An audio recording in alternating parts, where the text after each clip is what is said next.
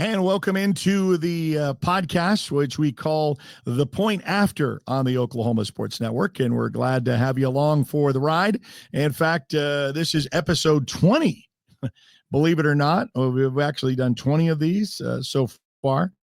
And excited to have you kind of along for what we talk about with football. And we're going to close out the season, not only with a recap of the finals, but some of the predictions of the games that are left. And in case you're just joining us, it's just kind of a 2-weekend championship run, and that's because we've added 3 new classes to the state of Oklahoma with the 2As that are divided, the A's and the B's, and so we have all 3 new champions involved in that.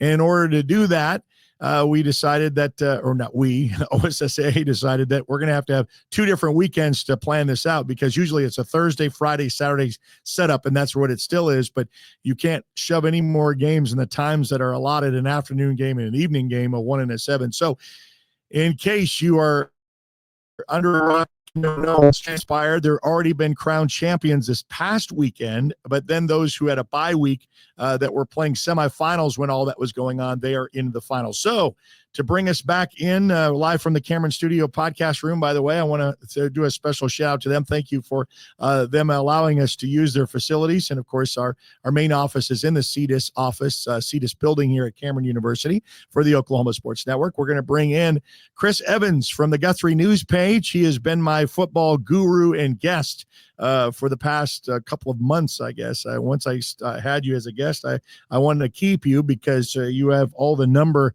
analogies for all those breakdowns, which I always appreciate. So for coming on. So we're going to start with last weekend with championship weekend. And I know you had a direct hand in that alongside with the NFHS network.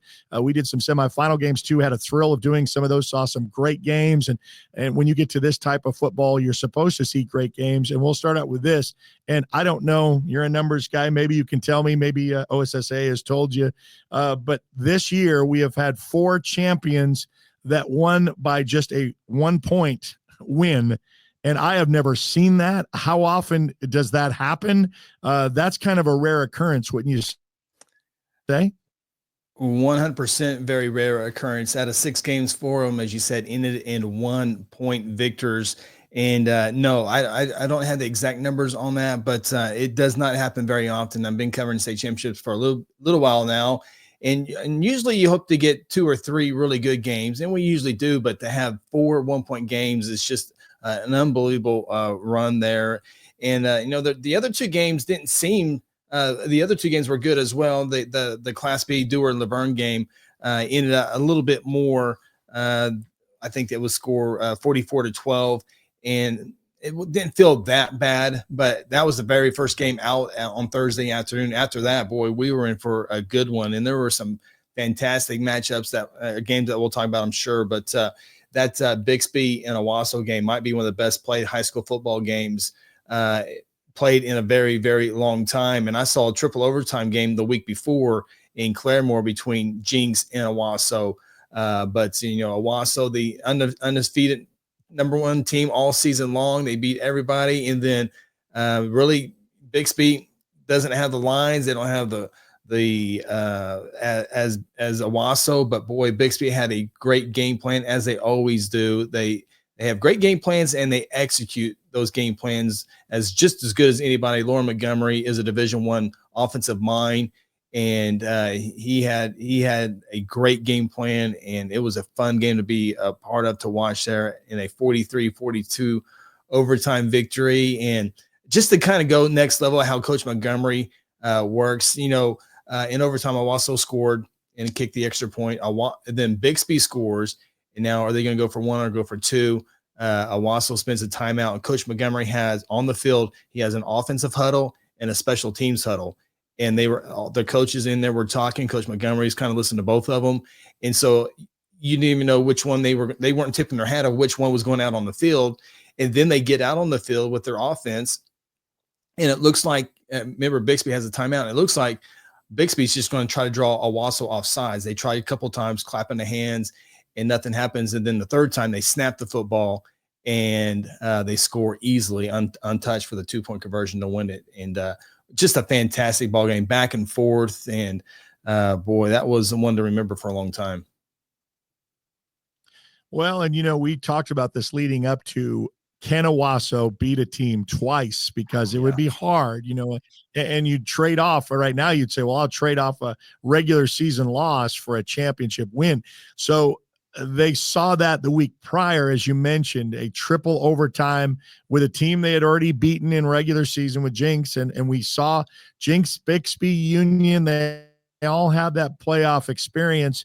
And so they get past that. But then, oh man, right at the end, the moment I was at, I saw the conclusion. I was doing some video work for it with Choctaw and Muskogee, and the drama with that back and forth, and really Choctaw seemed like they were out in the get-go, because there was the lead Muskogee had, and then Muskogee with their confidence came right back down the field, pretty much what you'd say in field goal range, almost a chip shot for a PAT. And the young man that had missed prior, and the Choctaw decided to call a timeout, ice the kicker a little bit, maybe let him think on that. I felt devastated for the young man, because, you hate for it to come down to that, and it really, that really wasn't it. There's other factors involved in it, but everybody's going to remember and miss the field goal, and they lose by 1. So in a 7-6 game we talked about before with Millwood, and they weren't able to get the 2 they had before. I talked to a coach that was in a championship run that they did make their 2-point conversions. They were a little bit better at it than they were this year, and came up just a bit shy. But yeah, really strange to see 4 games with 1-point wins. No doubt. And that Choctaw Muskogee game was fantastic finish as well. I got to say, the big part of that one, it was Muskogee takes a 25-7 lead with 3:38 to go in the third quarter.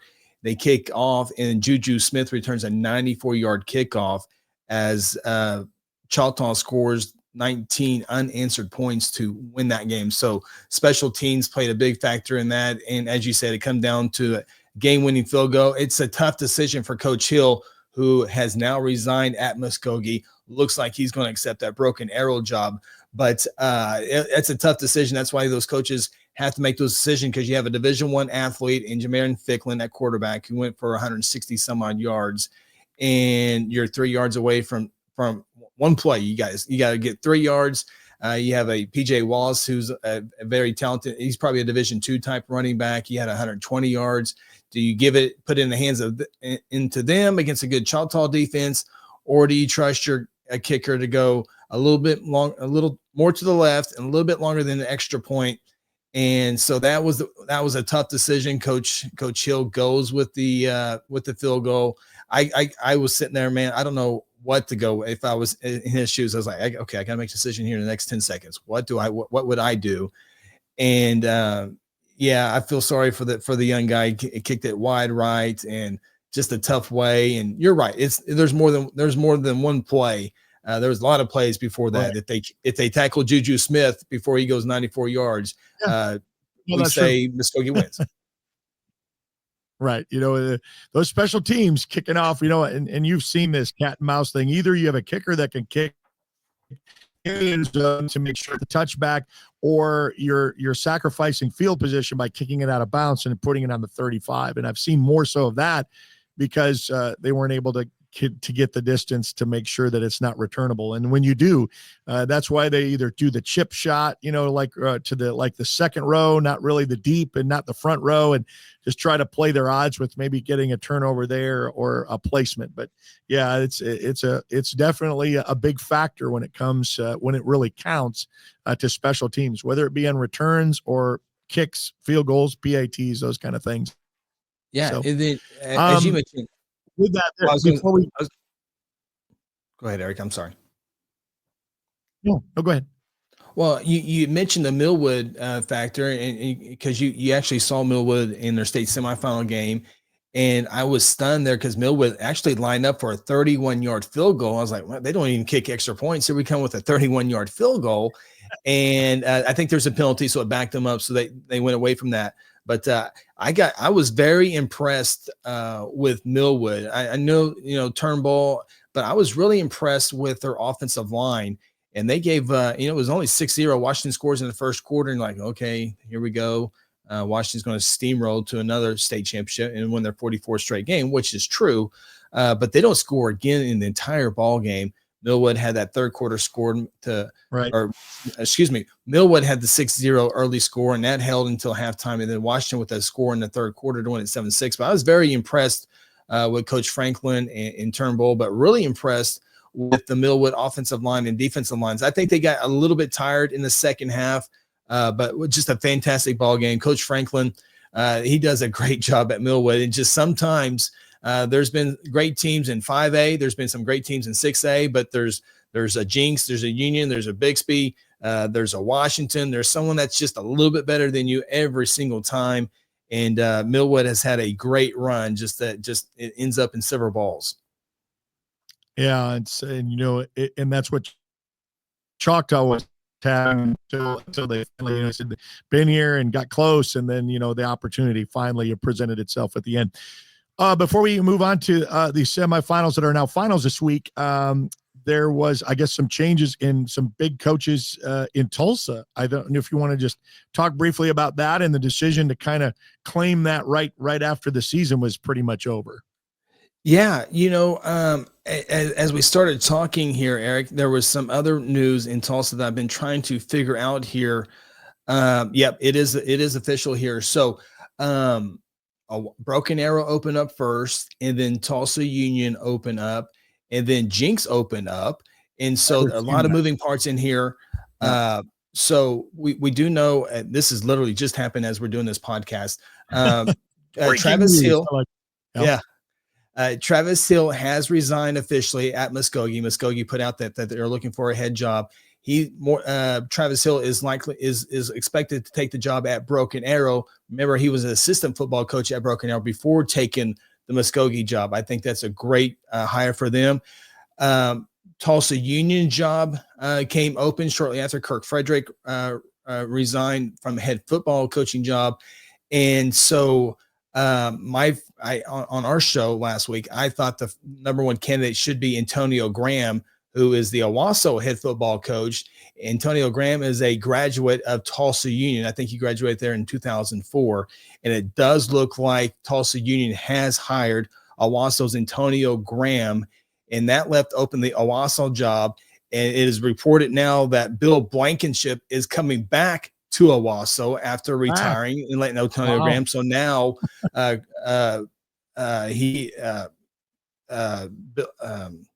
so Owasso has filled their job with Bill Blankenship again.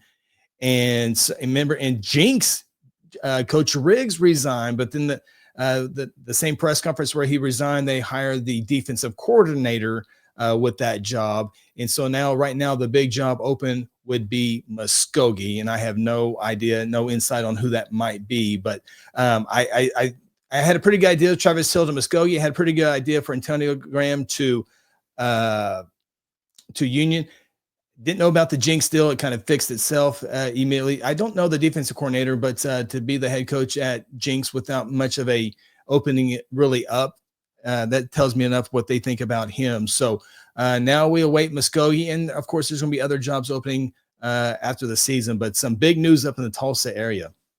Yeah, they really shook it up. I mean, because I don't ever remember both Tulsa Union and Jinx both having a coach change in the same year. You thought, and then you had Owasso and all the rest of that kind of throws.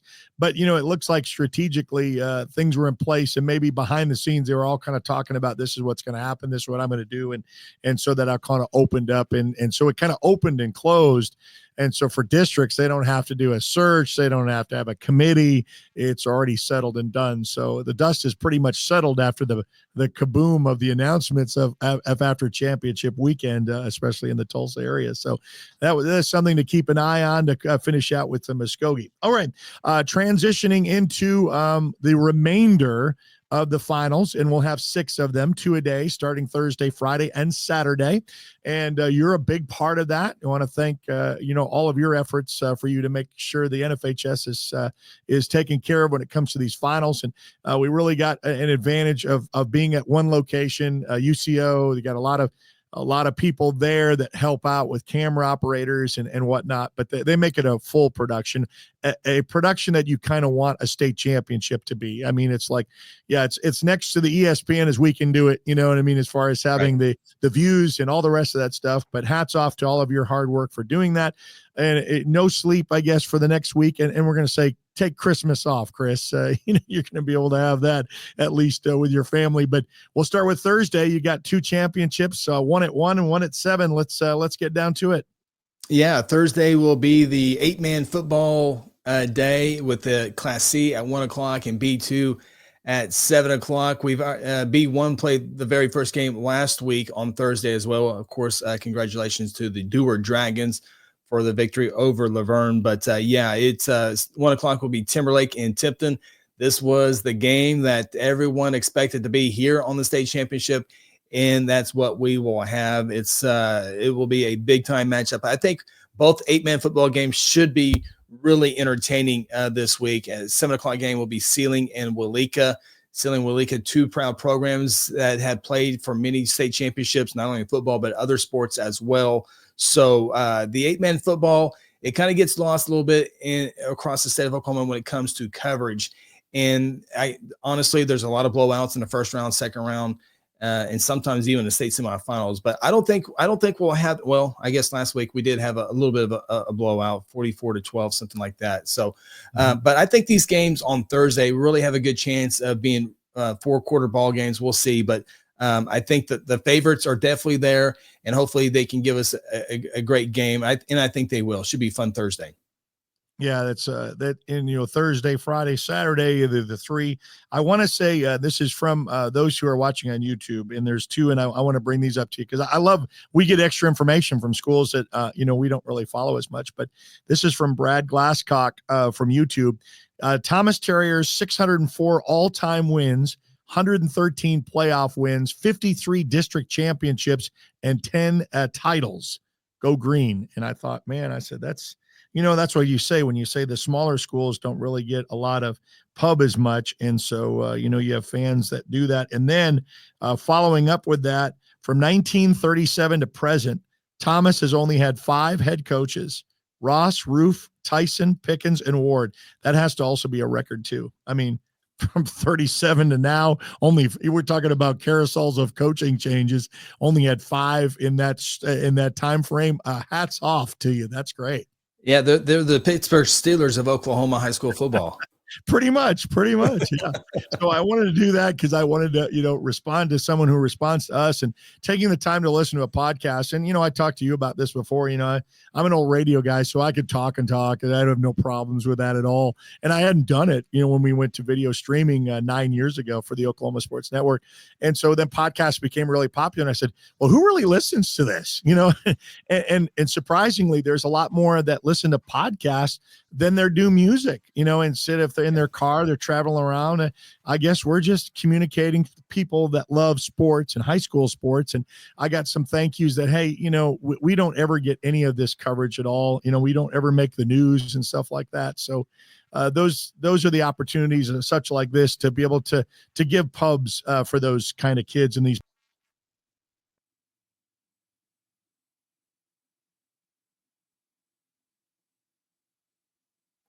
All right, so let's go on to what we would say is the Friday schedule of the 2 games. Yep, Friday will be the Class A games there. A1 featuring Rejoice Christian taking on Hooker, and then 7 o'clock Talahena versus Woodland. I think the first game with Rejoice Christian and Hooker should be a fantastic ball game. I thought last week between Hooker and Pawnee could be the 2 best defenses in that class, and looked at the score. I think it was 6-2 at halftime. Hooker was winning that game, and the Hooker got the offense going as well. So I think Hooker, this is the number 1 versus number 2 matchup. Both of these teams beat Fairview. Both teams beat Fairview fairly easy. Hooker did it on their home field. Rejoice Christian did it on their home field. Of course, Rejoice Christian did that in the playoffs there.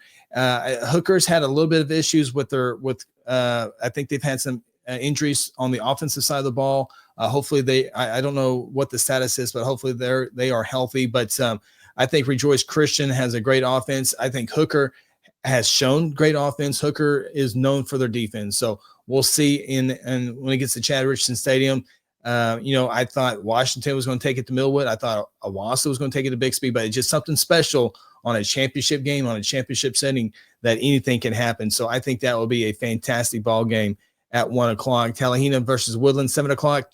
Congratulations to the Golden Tigers to get to the state championship game. I'm sure there's a few folks out there that had them in a state championship. I think everybody that follows Class A football had the Woodland Cougars in the state championship, and they are definitely there. They are the favorite, but we've seen favorites not win these games before. But I think Woodland is a special team on a different level in Class A2 football. I think Woodland is capable of winning A1 football. Obviously, they're the favorite to win an A2 football. So we'll see who the first ever A2 champion is. But I certainly think Woodland will have a great chance to get that victory. But we'll see. All right. And we like the fact that 3 new champions will be crowned. Some already, because we mentioned the 2A that have split, and then the AB and those 3 right there. All right. So Saturday, the big showdown with the bigger classes now, a Thursday, Friday schedule. And so Saturday, you have a 4A and 5A, and at 1 o'clock, it's one of the representation of the Oklahoma Sports Network, because the Elgin Owls, as they got past, and this is the chip on the shoulder for the Elgin community. It was number 1 against number 2, and they've heard about Wagner all year long. And they said, well, I don't know if you're going to be able to match the levels with Wagner, because they're number 1 until someone beats them.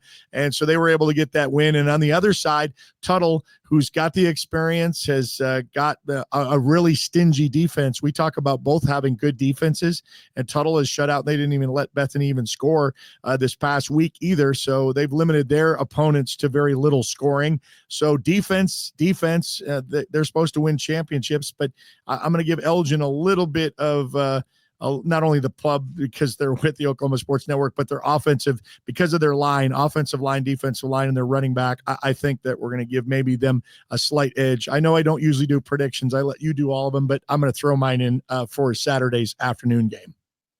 Yeah, no, you described it well. These defenses are really, really good.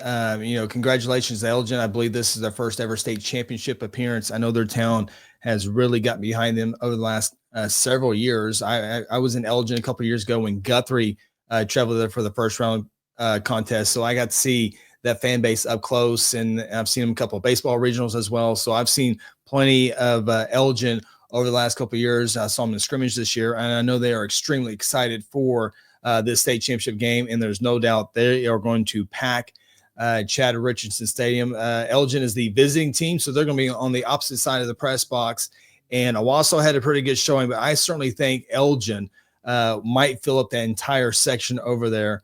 Tuttle, the home team, will have a great crowd as well.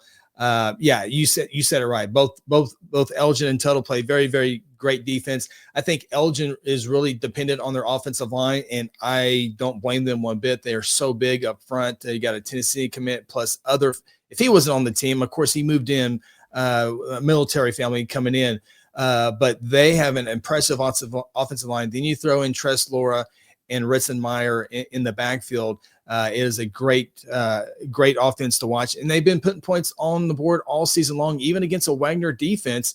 I know Alex Shieldknight was out for Wagner for the year, and Charbonneau was hobbled a little bit, but he still played. But then you look at Tuttle. Tuttle does a little bit different offensively. They got a lot of playmakers, with CJ Simon at wide receiver, Cruz Campbell at quarterback. Then you have the two 4-year starters in Brady McAdoo and the Roundsville kid. They are great program kids. And so, we've been talking about Elgin Wagner, and rightfully so, number 1 versus number 2. But Tuttle, by beating Blanchard, got on the other side of the bracket, and everyone just kind of forgot about them because everyone thought Tuttle would have an easy time getting to the state championship, which turns out they did have a pretty easy time going to the state championship. Not that winning those playoff games are easy, but they made it look easy. And so now Elgin has to take all that focus of that Wagner game and move it now towards Tuttle, which it's a state championship game. They will do that. There's no problem there. But Tuttle is, they got a lot of move-ins. They got a lot of move-ins over the last year, and so I think it's a fantastic 4A championship game. I think it's one of the top 2 games, highly anticipated state championship games. I think Owasso Bixby probably up there at number 1, but a lot of people would put Tuttle and Elgin ahead of that game, and I just hope it lives up to the billing that it is, much like the 6A1 game did. And it will be a fantastic game. I wouldn't have mind this one being at 7:00 to end the season like this one, because it's it's the class that everyone has been talking about all season long. But we've talked about it before here. Saturday afternoon games are so fun to have. And what a fantastic, I cannot wait for this matchup. I can't wait to see how many people are in the stands. I can't imagine how loud it's going to be. Seeing that Tuttle helmet, that Elgin helmet coming together, kicking off, and then the ups and downs of a state championship game. I just in my mind, I had such a big vision of this game. I just hope it lives up to that vision, and I think it will. Well, I know the Elgin faithful, and you mentioned it. I've seen it because, I've been in the stadium, and, the home side's, of course, got a lot more seating, and Elgin is going to bust to every seat's going to be taken. There'll be people on the sides of it because there will be a lot of attention. They've traveled well. This is their first time at winning a state championship. If they do, first time they ever went to the semifinals. So a lot of school history, a lot of community pride. They're going to have a parade escorting them out early in the morning, like they do, and they're going to make a big thing and travel up the turnpike for it. So yeah, you're going to get that. And noisemakers, Elgin brings not only the horns, they bring these jugs that are filled with rocks, and they rattle those, and it's just a constant noise throughout that, and brings a great high school atmosphere. So I know the stadium will be packed. It will be a good one. And like you said, it was reverse order because last year 5A was the afternoon game. It was Carl Albert and Del City in the daytime, and then they switched to 4A. So that switched. And so now 4A, they don't know ahead of time who's going to be there. But then we're going to close out the end night for the last of the championship weekends back to back. It is 5A. You've got some interest in it. We've been talking to you that you follow the Guthrie Blue Jays. I know we were able to help and have Phil come and join on the semifinal broadcast there because of your affiliation with a Guthrie team that is really kind of over anticipated with, people kind of anticipated where they would be, what they would do. And yet here they are in a finals. They had a great game with Newcastle. I was able to call that game and see that up and close. I had seen Newcastle, who is one of our teams that is on the Oklahoma Sports Network. So we had followed them throughout the year. Really good game that I knew defensively would happen. And with the drama of Guthrie, a quarterback goes down, and I know a quarterback that comes in that has been seen throughout the year, but I would just say an exceptionally hot night for Mr. Rice. He was really on his game at quarterback, and that really kind of made a difference. And I think that kind of rattled Newcastle a little bit defensively. Maybe they weren't prepared for that as much or expecting it that much, but hats off to them. And they will take on what we said on the other side of the bracket with Carl Albert. I was hoping that Del City would, and they did for the first half, made it really close. But then Carl Albert makes those adjustments, and here they are again to try to make a three-peat of a state championship run. Yeah, when you look at Guthrie, 3 losses on the season: Tuttle, Blanchard, and Carl Albert. A lot of schools would have those 3 losses. But you mentioned the quarterback Dalen Rice, of course, Colton Carlock. Senior, he's been playing all season long, but Dalen Rice, the sophomore quarterback, has played in every single game, and he continues to get better and better and better. Dalen Rice did not play football until junior high, and so he played a lot of defense, and he's been the quarterback as well. But this year for Dalen, he continues to get better and better every single week, as does this Guthrie football team. I told you, I think last week, that Guthrie had those victories over Lott MacArthur and Booker T. Those were their 2 best games by far all season long. And now they add 3 in a row after a bye week as well. So this is the best Guthrie has been playing all season long. And the defense has always been there. They're giving up a few more points than they normally do, but they still have a very solid defense. And the offensive line has really done a great job of opening up holes. Now, they're not the biggest offensive line out there, but they do a good job of creating holes for that short second. And then when you have Colton Carlock and Elijah Smith running the football, they have great vision. That's the other thing that makes the Guthrie running game really good is they'll run between the tackles quite a bit, and then when it gets jammed up in there, they have the vision to be able to pop it outside or to the inside and pick up yards. So this has been a to be honest with you, it's not one of the, Kelly Beebe, this is 11th year. There's been some other teams that have probably on paper have been in better than this Guthrie team, but they're just playing so much. They're playing so well right now to get to the state championship game for the first time since 2013. And yeah, you're right. The other side, Carl Albert led Dell City. I think it was a 7-0 game at halftime. And then, Carl Albert is able to get 3 more scores in the second half to win that one by 21 points, which is now the closest game this Carl Albert team has played. This Carl Albert team, it just Dell City to 7 points with all the weapons that Dell City has with Rickland Holmes. I really, really like me some Rickland Holmes. He's my favorite Dell City player by far. But Carl Albert defensively, they're just on a different level. Their offense does just enough to get them ahead, and then it's all about Carl Albert's defense. And they're back in the state championship game again. They will be heavy favorite. No one, and I mean no one, is picking Guthrie to win this game except for maybe some coaches and some players. But with that being said, you have these teams like Owasso that has a lot of pressure to win this game. They all have pressure, but Carl Albert has all the pressure in the world because they are the favorite. They're the dominant team. They haven't had a close, but Coach Dunn and Carl Albert in these moments are always ready, whether they're the underdog or the big favorite. That doesn't seem to bother Carl Albert. So Guthrie, I will say this too, though. Guthrie will not be intimidated by that CA logo. That's the one thing that Carl Albert does have an advantage when they take on other teams, is some teams are beaten before they even get there. Guthrie will not be intimidated. Carl Albert might win by 4 touchdowns, 3 touchdowns, whatever it be, but Guthrie will not be intimidated, and will give Carl Albert everything they have, and we'll see if it's enough to give the Titans a 4-quarter ball game. Well, and that's the thing, because they're in the same district. You guys already played. Now say, now we're going to go back to playing a team twice. And we talked about that in Owasso's favor, and then all of a sudden it doesn't hit. And I know Dell City, Kirk Norman, broadcaster, for play-by-play for the Carl Albert Titans for the Oklahoma Sports Network, said Dell City came in with a great game plan. And, it really worked to a point. But as you mentioned, you got to play 4 quarters, those 12-minute 4 quarters. And that's important to really be there in the end. And so, you give it all that, but every time they've counted Guthrie out, and that was regular season games all the way through this playoff run. And I would say maybe your Guthrie defense of last year was more touted, and everybody had more expectations of how far that team would go, because hardly anybody scored on them all season long. And they held Carl Albert almost to a loss. You were ahead of that game with about a minute left to go, and they had to kind of win it there at the Rock. That was last year's team. And so you think, okay, well, which one is it? It should be last year's team in the state finals, not this year's team. And so that's high school football for you. So I'm looking forward to it. I want good games. And as we said in the very beginning of this podcast, we've had 4 championships that were won by 1 point. It'd be thrilling to have a couple more added to this slate of Thursday, Friday, Saturday championship games.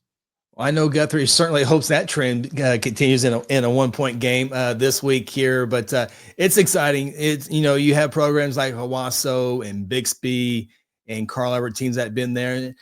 Guthrie hadn't been there in 10 years. Elgin, their first ever state championship game, I do believe. Right. They had a parade coming back in after winning the state semifinals. And so I remember that. I remember, Guthrie's 4-0 in state championship games. I remember Guthrie in 2002. They took on Booker T. Washington. Booker T. eventually on that team had 3 NFL players. And I would say Booker T. was probably a 35-point favorite to win that ball game. But Guthrie won that game. And I just remember the town. I envision this is how Elgin is right now. Guthrie in 2002, the first time ever. It was all in. There was parades, there were shirts, there was everything. And I know that's what Elgin's going to bring. Elgin hasn't been here, so it's that honeymoon. You can't wait to go on that honeymoon trip, and here they are. And I know they're going to go all out. Washington's been there, Davis has been there. So this is Elgin's first time, and that's why I go back to that 4A game. The vision of this crowd. Tuttle has won state championships, but it's been a few years since they've won a state championship. So I keep going back to that 4A game, but it's gonna be fun. Good. Well, and I did not know Guthrie 4-0 in state final appearances. Wow, that is saying something, especially the one that you said didn't even have a chance in it. And you mentioned the 3 NFL players, and it could be with Carl Albert. They've got 3 Division I players going to go to OU in the defensive side of things. But it's still a high school football game, so that's why you play them and you don't win them on paper. So. Yeah, they got 3 OU players. They got an OSU player, and then they got Davis, probably the best high school football player of all of them. So there's 5, and then the defensive line, just true tough Carl Albert kids, as we've seen over the years. So they're so good on defense. They are so good. Well, I'm looking forward to it. I know that those who are listening understand what high school football is all about. I know basketball we got a good one tonight, by the way, Midwest City and Lawton High. I'm going to be calling that game because that's last year's basketball champion with the Midwest City Bombers and Lawton High. And then, you have Midwest City, Lawton High, and Del City all in the same district in basketball. That is going to be a phenomenal district to have some talent there. Oh, and then the other thing that we're talking about, one last thing with Carl Albert and Del City, is Kirk Norman also said, I've never seen so many athletes on one field at one time. It's just on both sides. They were everywhere. And I said, that was almost like a small college football game with last week's matchup, 28-7, Carl Albert with the win. Okay, so that kind of wraps up our podcast for this time. And if you still want to stick around at some other points throughout the year with basketball or baseball, I'll pick your brain with that too. But I really appreciate your rundown and all the football because it's been fun. I know that it's exhausting and you'll really get some rest on Sunday when it all comes to an end, but get ready for another busy week of Thursday, Friday, Saturday up in Edmond. Absolutely. It's been a fun time so far. We're halfway through the state championship run, and just kudos to the OSSA staff for everything for all the things that they've done to get ready for these state championship games. And a big thank you to UCO as well. They continue to be a tremendous host. Hospitality, preparation before the games. It's like 20 pages of information before you even get to the football game that schools and fans that have laid out for them. And I know the UCO football team has to help with some security and all that stuff, but kudos to the production team, the game day operations at UCO.